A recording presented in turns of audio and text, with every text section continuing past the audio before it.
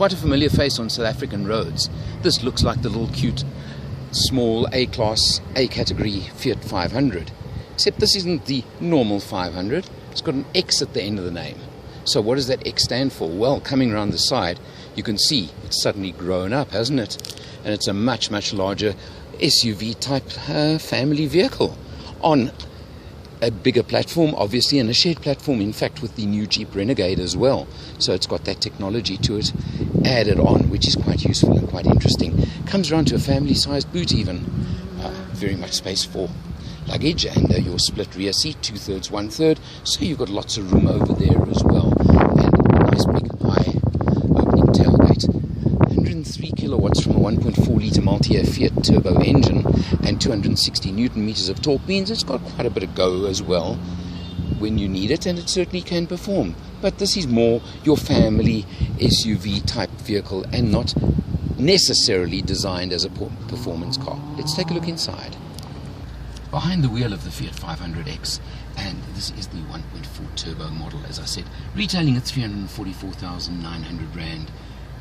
It's quite a lot of car for the money, and you can see you have full, obviously, instrumentation, etc., which is very useful to have on any car. You've got your multifunction steering wheel with cruise control on the right hand side over here, and of course your sound and telephone and computer, etc., all over here on the left. They're all there for you. A couple of nice features that this car does have that I did appreciate as well is it does have auto on headlights.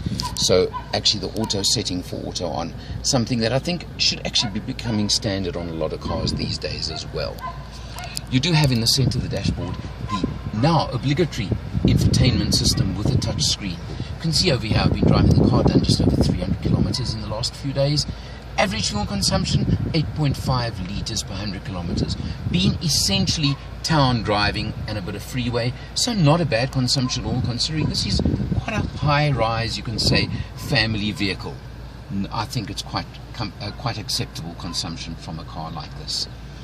Taking a look down, you've got a 5-speed manual gearbox over here, and it's nice and light to drive, as most manuals are these days. Very easy, very comfortable, and you can set it. Little knob over here, that's quite an interesting one, is at the moment the car's in sport mode. You do get standard mode, and there's also a traction mode for really slippery or unpleasant conditions if you do encounter them at any stage while you're driving the vehicle. So that is there, probably more suited to European winter conditions, but it is there. I've been driving it pretty much in sport mode as well, I must tell you, so maybe that could also be taken into account when you think of the fuel consumption that it has achieved.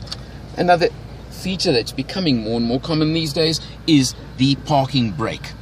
No longer a handbrake, it's simply the finger-operated parking brake that works over there, and it works very, very well. There is a hill hold function as well, so you don't have to panic or stress when you stop at a hill of any sort. Let's take a look in the back seat.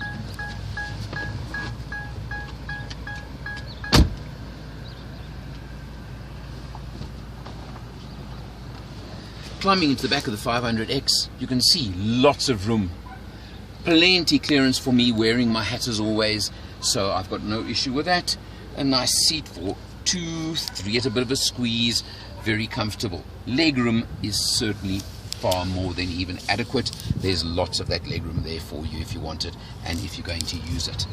So overall, yes, this is in a segment that there is lots and lots of competition around at the moment, and there are lots of choices for you. As I mentioned, on the same platform you can get the Jeep Renegade as well, and obviously different options, different variations as to price, but also in that ballpark there are many others you could choose from as well. But let me tell you, living with this vehicle for a week, it's a comfortable, nice family vehicle. I think I'd like to term it that way.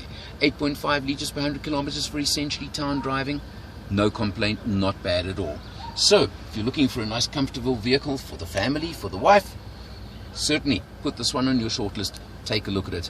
The other thing you got to remember, if you're a little bit like me and you don't want to drive the same vehicle as everybody else, there's certainly not going to be millions of these on the roads in South Africa at least.